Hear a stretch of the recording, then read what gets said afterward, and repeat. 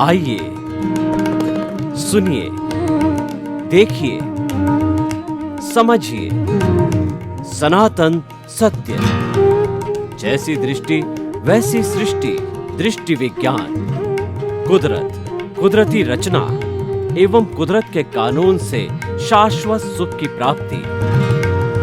जोधपुर के परम पूज्य महात्मा उपासक प्रोफेसर डॉक्टर सोहन राज तातेड़ के निर्देशन में सनातन सत्य।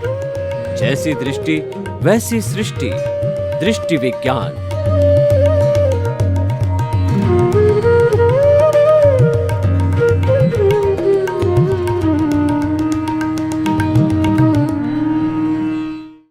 भाई और बहनों, मातृशक्ति को नमन। आज का हमारा बहुत सुंदर विषय, क्या कुदरत भगवान है? बहुत ही अच्छा विषय है कि सबसे पहले हम देखें कुदरत कैसे किसे कहा जाता है। कुदरत का अर्थ होता है कि ये जो हमारे चारों तरफ जो वातावरण होता है, पर्यावरण होता है, कॉस्मॉस होता है, ब्रह्मांड होता है, वह सारा कुदरत कहलाता है, जिसमें हम जीते हैं। हम का मतलब समस्त 84 लाख जीवा योनि उत्पत्ति स्थान के असंख्य अनंत प्राणी जिसमें जीवन निर्वाह करते, अपने कर्मों को भोगते हैं, वह कुदरत कहलाती है। और हमारे सनातन सत्य, अध्यात्म विज्ञान, मुक्ति का मार्ग जो है, इस जो है हमारी विचारधारा के अनुसार जो है, ये कुदरत है 6 हमारे द्रव्यों से बनी हुई है। चेतन, अचेतन, मोशन, रेस्ट, टाइम और स्पेस। जहाँ पे ये 6 तत्व होते हैं, उन 6 तत्वों के समवाय को, जिसमें एक भी एब्सेंट नहीं हो और अनादि अनंत काल से रहते हो, कभी भी एब्सेंट नहीं रहे, और उसको कुदरत कहा जाता है। और वहीं पर जीवन है। इस जो है हमारे लोक के बाहर एक अलोक है, जहाँ पर केवल आकाश तत्व है। आज ये कहा जाता है कि चंद्रमा पे जीवन की संभावना है, वहाँ ऑक्सीजन मिल सकती, अभी स्थापित नहीं हुआ है। मंगल ग्रह पे भी संभावना बताई जा रही है। यानी जब तक ये 6 समवाय, 6 द्रव्य क्या जो ग्रुप नहीं रहता है, तब तक जो है हम जो है नहीं कह सकते उसको, कुदरत को। तो देखिए, इनकी हम थोड़ी व्याख्या कर दें। चेतन का अर्थ होता है असंख्य चेतनामय परमाणुओं के पिंड को हम चेतन कहते हैं। ये फीलिंग करता है, ग्रोथ करता है, और इसमें सुख दुख की अनुभूति होती है, संवेदना होती है। इसकी 9 कैरेक्टरिस्टिक है, जिसको विज्ञान ने कॉन्शियसनेस के रूप से अपने हिसाब से जो है उसको वेरीफाई किया है या इसको एक्सेप्ट किया है। तो ये हो गया हमारा।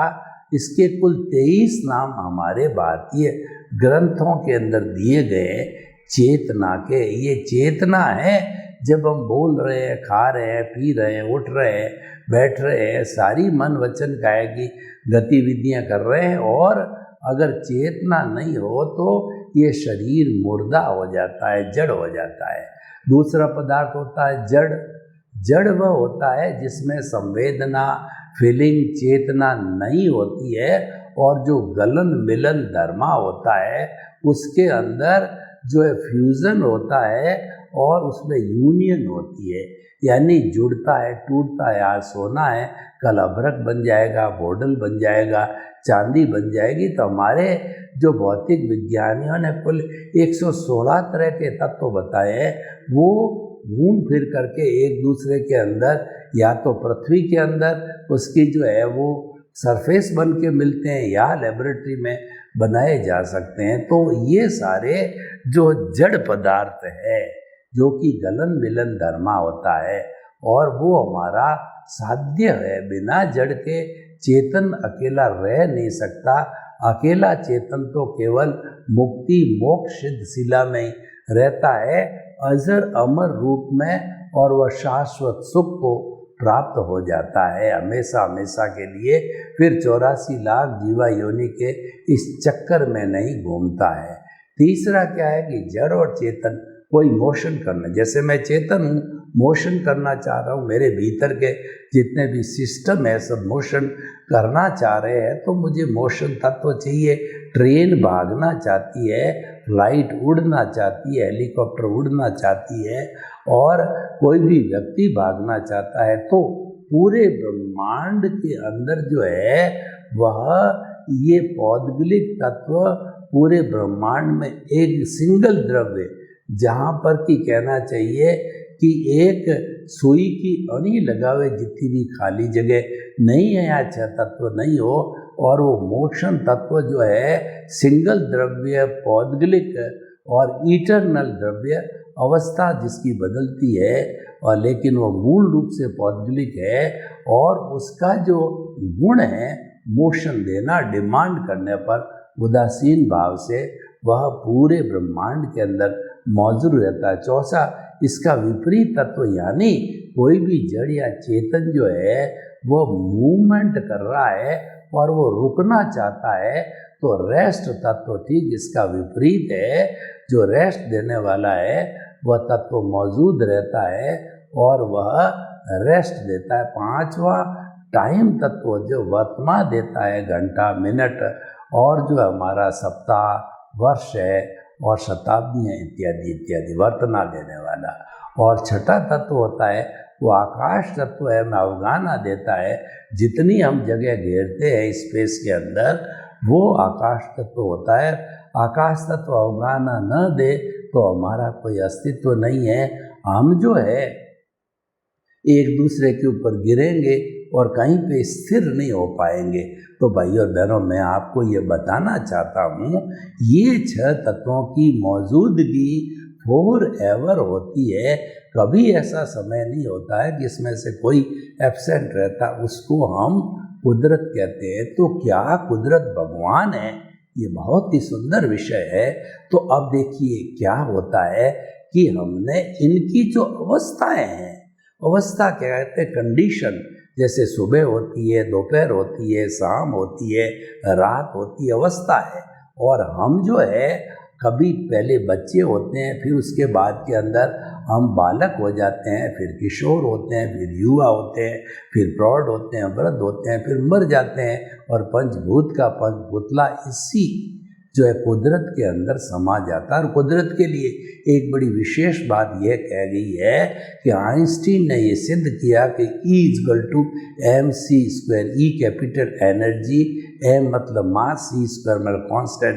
इस पूरी कुदरत की सृष्टि की जो टोटल एनर्जी है वो कभी भी लेश मात्र भी खर्च नहीं होती, मात्र उसका रूपांतरण, ट्रांसफॉर्मेशन होता है। ठोस द्रव में बदलता है, द्रव गैस में बदलती है, गैस वाइब्रेशंस में बदलती है। जो मैं आज बोल रहा हूँ ये इसका ऑडियो वीडियो ये आपके पास के अंदर टीवी पे, मोबाइल पे, इंटरनेट पे, सैटेलाइट के माध्यम से सबको मिल जाता है। ये वाइब्रेशन के सिद्धांत पर आधारित है। जिन लोगों ने जो वाइब्रेशन का चैप्टर पढ़ा है, sine theta, cos theta, sinusoidal wave और वेव लेंथ और फ्रीक्वेंसी, वो जानते हैं कि पूरा ब्रह्मांड है ये वाइब्रेशन से भरा हुआ है। एक परिंदा भी जब पर मारता है तो पूरा वाइब्रेशन डिस्टर्ब होता है, हालांकि वो इतना माइन्यूट होता है कि हमको दिखाई नहीं देता है, परंतु जो है वाइब्रेशन वो जो है वो वाइब्रेशन होती है हमारे इस कॉस्मॉस के अंदर। तो भाइयों और बहनों, ये हमारा कुदरती जो अवस्थाएं बदलती है उसको कुदरती रचना कहते हैं। कुदरत का कानून दो तरह से लागू होता है। एक तो नेचुरल वे के अंदर जितने भी हमारे यहाँ गैलेक्सी है, तारे हैं, ग्रह होते हैं, सारा कुदरत का ही जो है मिल्कियत है, वो कुदरत के ही भाग है। कुदरत के बाहर कुछ भी नहीं है, सब की पूरे ब्रह्मांड की मालिक है, कुदरत है। तो नेचुरल वे में कुदरत का कानून लागू होता है कि समय पे सूर्य अस्त होता है, समय पे सूर्य उगता है, समय पे चंद्रमा उगता है, समय पे जो है सर्दी गर्मी बरसात पतझड़ ऋतुएं आती है, फूल आते हैं, फल आते हैं और सारी प्रकृति जो है अपना स्वरूप दिखाती है, वो सब समय पर होता है। तो ये तो नेचुरल जो है वो कुदरती कानून हो गया। और व्यक्तिगत स्तर पे जो है कुदरत है वो हर जीवित प्राणी 84 लाख जीवा योनि के बर्थ प्लेसेज है, 84 लाख और उत्पत्ति स्थान है, लेकिन आत्माओं की संख्या असंख्य अनंत है। और इस पूरे ब्रह्मांड में इंक्लूडिंग हमारी मोक्ष के सहित नरक गति, तिर्यंच गति, मनुष्य गति, देव गति और मोक्ष, तो जितनी आत्माओं की संख्या भूत भविष्य वर्तमान में वो कांस्टेंट होती है। एक भी आत्मा न तो बनाई जाती है और न समाप्त की जा सकती, वो कांस्टेंट होती है। मात्र नरक गति, तिर्यंच गति, मनुष्य गति, देव गति इनसे बाहर जाती तो मोक्ष पे चली जाती है, वो घूमती रहती है। तो ये तो हो गया चेतन का। और जड़ में जो है वो सबसे छोटा जड़ का प्योर पार्टिकल, इटरनल पार्टिकल होता है, वो परमाणु कहलाता है। भगवान महावीर ने परमाणु को आंखों से देख करके, अपने केवल ज्ञान से देख करके कहा कि वह विशुद्ध अवस्था में वो नॉन डिस्ट्रक्टिबल है, नॉन डिविजिबल है, वह न किसी को रोकता है, न किसी से रोकता है और न किसी भी जो है वो साइंटिस्ट की दूरबीन की रीच में आता है, विज्ञानों की रीच में वो आता नहीं है। और जब एक परमाणु, द्विपरमाणु, चतुर्परमाणु, अष्ट परमाणु, अनंत परमाणु बनते हैं तब वो अणु वगैरह बन के एक से दूसरा जुड़ते ही वो अशुद्ध होते हैं। और हमारे सामने ये पूरा जड़ का संसार जो दिखाई देता है वो इस परमाणुओं का, पुद्गल का, मैटर का, जड़ का वो दिखाई देता है। चतुस्पर्शी और अष्टस्पर्शी आंखों से दिखाई देते हैं। चतुस्पर्शी जैसे हमारा कार्बन शरीर अज्ञानता कॉजल बॉडी है वो दिखाई नहीं देते, उसकी प्योर मैथमेटिक्स है। एक एक चतुस्पर्शी परमाणु की मैथमेटिक्स है, वह उसी को ही हम कर्म वर्गणा कहते हैं। तो भाई और बहनों, ये सारा हमारा कुदरत का कानून है, इसके आधार पे हमारा सनातन सत्य कार्यक्रम चलता है। हम उसको कहते हैं दृष्टि विज्ञान। हम दृष्टि बदलते हैं, सृष्टि को बदलना हमारा विषय नहीं है कि आप कौन हो, क्या करते हो, कितना कमाते हो, आपकी क्या प्रॉपर्टी, आपकी क्या पद प्रतिष्ठा, वो हमारा विषय नहीं है। हमारा विषय तो है कि आपकी जो रॉन्ग बिलीव है उसको बदल के हम राइट करते हैं, क्योंकि हमारा लक्ष्य आपको सनातन सत्य की नींव लगाना, आपको शाश्वत सुख की नींव लग जाए।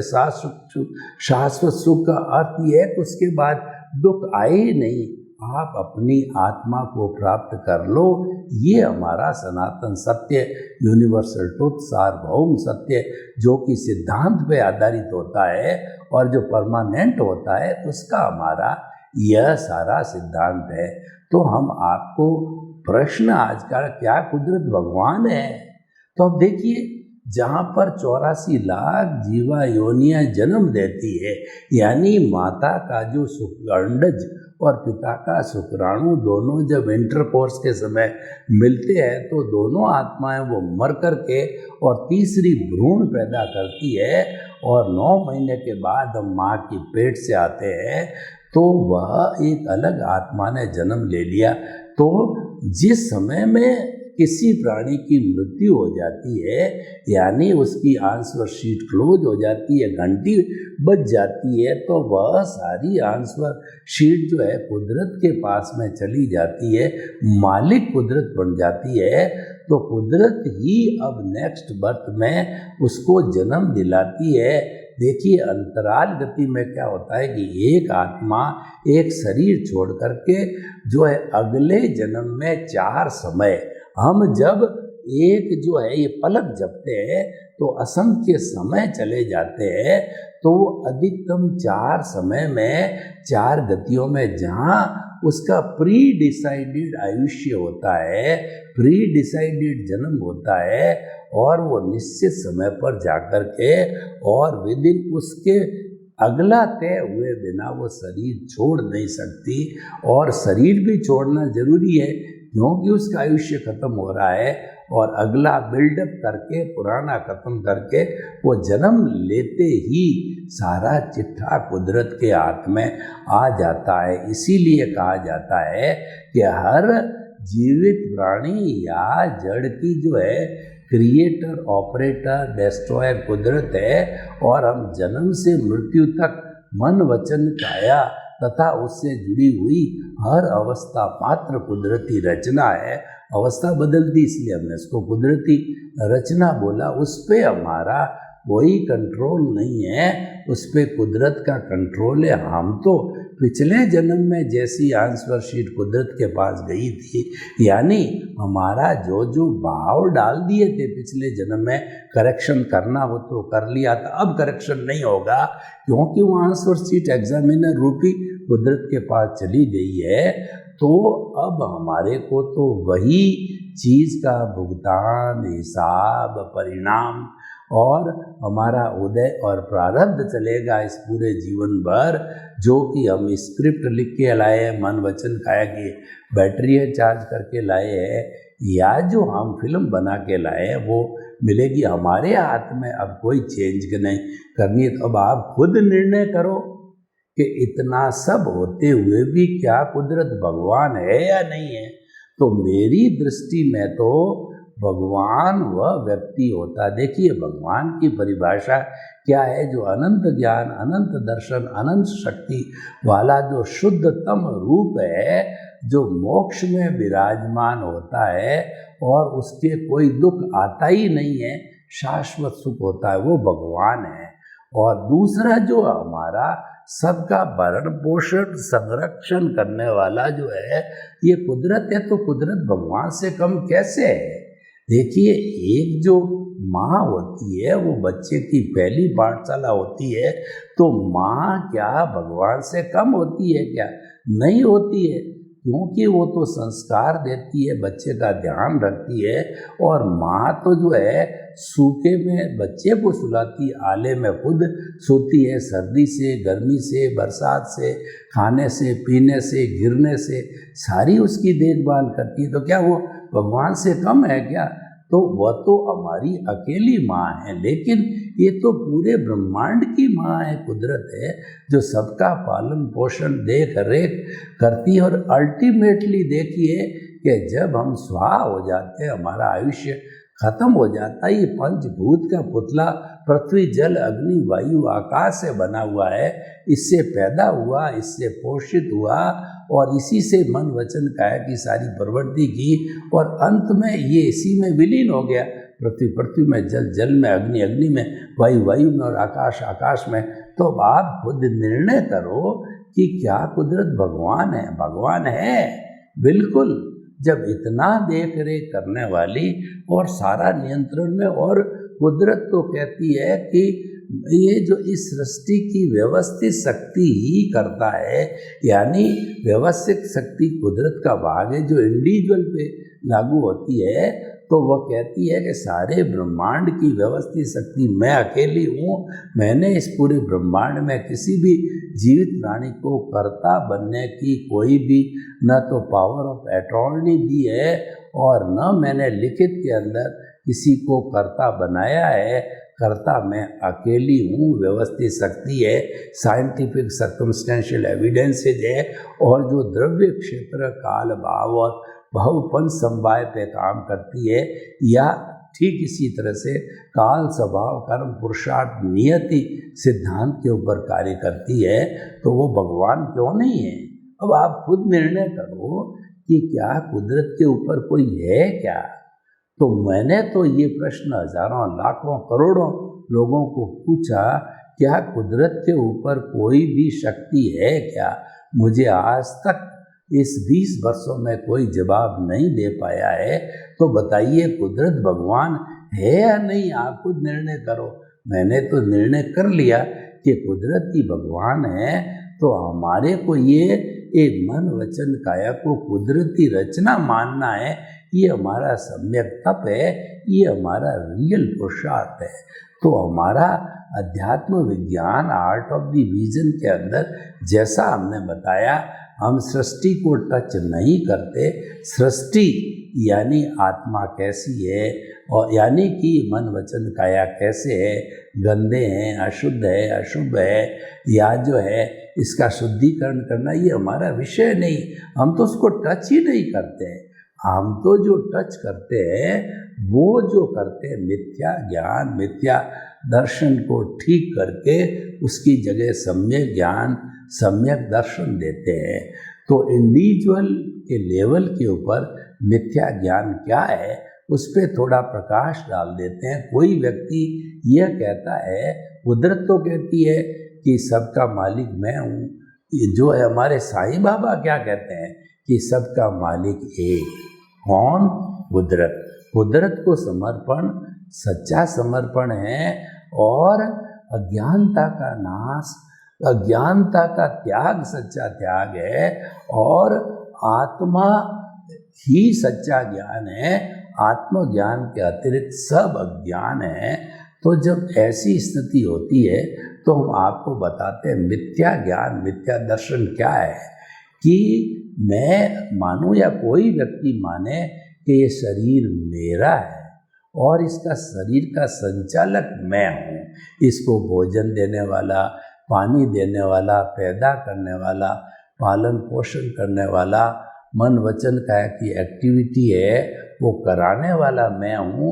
और ये मैं और मेरा, मेरा घर, मेरा परिवार, मेरा धन, मेरी दौलत, मेरी पद, मेरी प्रतिष्ठा, और ये मेरा धन संपत्ति, ये सब मेरा है। पर कुदरत तो कहती है कि you are my guest, you are sufferer and you are the user of the nature. लेकिन मैं कहता हूँ कि नहीं, सब कुछ मैं करने वाला हूँ। ये मिथ्या अज्ञान है।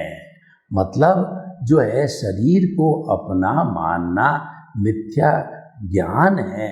और जो है ये संचालन कुदरत कहती है मैं करती हूँ, और मैं कहता हूँ मैं खुद करती हूँ, ये मिथ्या दर्शन है। ये दोनों जो है वो हमारा ज्ञानावरणीय कर्म और दर्शनावरणीय कर्म के पर्दे है। और मोहनीय कर्म जो है हमारा अनंतानुबंधी कषाय कब भस्मीभूत होता है, जब हमारा पुण्योदय होता है। हमको कोई स्वामी विवेकानंद की तरह गुरु मिल जाते हैं, ज्ञानी पुरुष मिल जाता है, तो हम और वो दोनों निमित्त बनते हैं। उनका पुण्योदय, हमारा पुण्योदय, और जो है उनका अतिशय, उनकी कृपा, सब मिल करके हमको 2 घंटे का ज्ञान संप्रेषित होता है। हमारी सीट बदल देते हैं। हमारे से वो लिखित में MOU कराते हैं कि जो है वह द्रव्य कर्म, भाव कर्म, नौ कर्म, मन वचन काया तथा मेरे नाम की सब माया आप प्रकट ज्ञानी पुरुष के सुचरणों में समर्पित करता हूँ। जब हमने समर्पण कर दिया, ये समर्पण कुदरत को जाता है, क्योंकि वो ज्ञानी पुरुष भी कुदरत का ही भाग होता है। कुदरत से बाहर कोई नहीं होता है। कुदरत स्वयं भगवान है। 33 करोड़ देवी देवता जो भगवान कहते हैं, ब्रह्मा विष्णु जिनको भगवान कहा जाता है, वो इसी कुदरत में ही पलते पोसते हैं। उनको भी पालने पोसने वाली कुदरत ही है। तो कुदरत के ऊपर कोई नहीं है। इंद्रदेव भी कुदरत में ही पलता है। तो हम ये कहना चाहते हैं कि जो ये सारा संचालन वहाँ होता है, तो हमको क्या है कि अकर्ता यानी निमित्त बना दिया जाता है। कैसे बनाया जाता है, मैं आप उदाहरण दूं आपको कि जो ये कालबेलिए होते हैं, ये पूंगी बजाते हैं, और पूंगी बजाने पर उस मधुर ध्वनि से बड़े बड़े जो है वो विषधारी नाग आते हैं। तो कालबेलिया एक सर्जन का काम करता है। जब वो मग्न हो जाता है नाचने में, तो कालबेलिया उसका जो कंठ होता है, उस कंठ से उसको पकड़ करके, और कंठ के बाहर जैसे हम बोर की गुठली जो है निकाल के डाल देते हैं, तो वो जो है उसके जहर की थैली को बाहर फेंक के उसको साधारण नाग बना देता है। फिर पिटारे में बंद करता है, और फिर वो उससे डसवाता है वो लोगों से पैसे कमाता है, एक धंधा बनाता है कि उसमें विष खत्म हो गया। तो हमारा ज्ञानी पुरुष कहिए, सदगुरु कह रहे कृपा करके हमारा अनंतानुबंधी विष की थैली को बाहर फेंक दिया, यानी हम अकर्ता से जन्म जन्मांतर से निमित्त बन गए, और निमित्त बनने से हमारे साथ में निमित्त निर्दोष अकर्ता और शुद्ध आत्मा बाकी के गुण भी आ गए। तो इन सब के द्वारा ये डिटर्जेंट है, ये सफाई हो करके, और हम जो है अपना जो कहना चाहिए आर्ट ऑफ डिवीजन के अंदर बैठ करके और दोनों सूत्र को इकट्ठा करके हमारा जो ज्ञान दर्शन डेवलपमेंट करते करते हम अपनी हाईएस्ट क्वालिटी केवल ज्ञान को प्राप्त करके सिद्ध बुद्ध मुक्त बन सकते हैं। तो कुदरत भगवान है, इसमें किसी को अब संशय नहीं होना चाहिए। सर्वे भवन्तु सुखिनः, सर्वे सन्तु निरामया। लोक के सब जीवों को सुख मिले, शांति मिले, आनंद मिले, प्रेम मिले, सौहार्द मिले, और सभी हम कुदरत को नतमस्तक समर्पित होकर के अपने जीवन को सिद्ध बुद्ध मुक्त बनावें। आपके प्रति मंगल।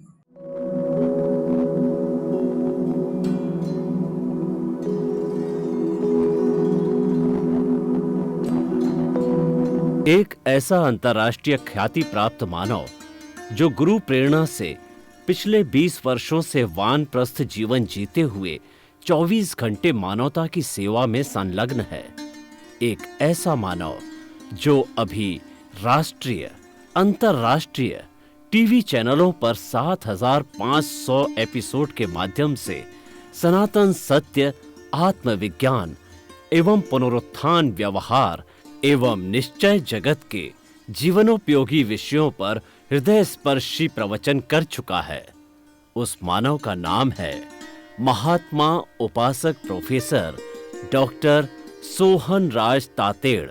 प्रोफेसर तातेड़ द्वारा योग, दर्शन, शिक्षा विषयों पर रचित पीएचडी स्तर के 250 शोध ग्रंथ भारत के 100 प्रतिष्ठित विश्वविद्यालयों में शोधार्थी पढ़ रहे हैं, तथा वे सभी शोध ग्रंथ वहां की सेंट्रल लाइब्रेरियों में उपलब्ध हैं। महात्मा सोहन राज ने अभी तक हजारों स्कूलों, कॉलेजों, विश्वविद्यालयों एवं संस्थाओं में सेमिनार, वर्कशॉप, कैंप लगाकर लाखों विद्यार्थियों को योग, दर्शन, शिक्षा का प्रशिक्षण देकर उन्हें सुसंस्कारित किया। डॉक्टर तातेड़ ने भारतीय संस्कृति उत्थान के 4000 से अधिक समसामयिक विषयों पर आर्टिकल लिखकर ऑनलाइन जर्नल, पत्रिकाओं, वेबसाइट्स पर प्रकाशित किया, जिसका उपयोग लाखों पाठक कर रहे हैं।